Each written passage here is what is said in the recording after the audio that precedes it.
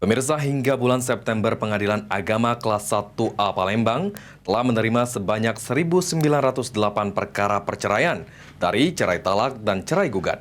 Penyebab perceraian ini didominasi oleh perselisihan dan pertengkaran.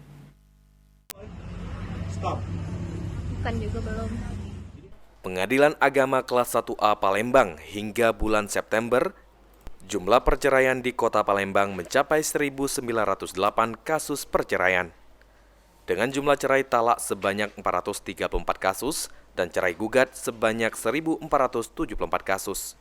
Juru bicara sekaligus Hakim Pengadilan Agama Kelas 1A Palembang, Muhammad Iqbal mengatakan, hingga bulan September Pengadilan Agama Palembang telah menerima pengajuan cerai gugat dari istri berjumlah 1.474. Untuk cerai talak berjumlah 434 kasus, sehingga total keseluruhan berjumlah 1.908 kasus perceraian yang diterima.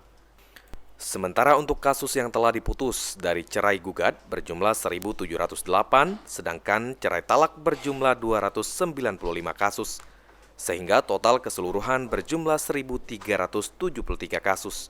Gugat artinya perkara yang diajukan oleh istri itu berjumlah 1.474 cerai gugat.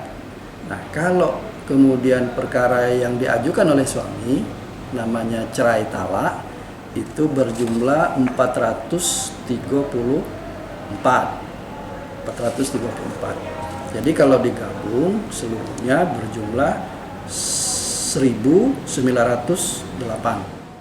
Ditambahkan Iqbal, penyebab terjadinya perceraian sendiri didominasi oleh perselisihan dan pertengkaran secara terus-menerus. Judi online juga menjadi faktor penyebab perceraian, karena dari judi online menyebabkan KDRT. Ilham Wahyudi, PAL TV.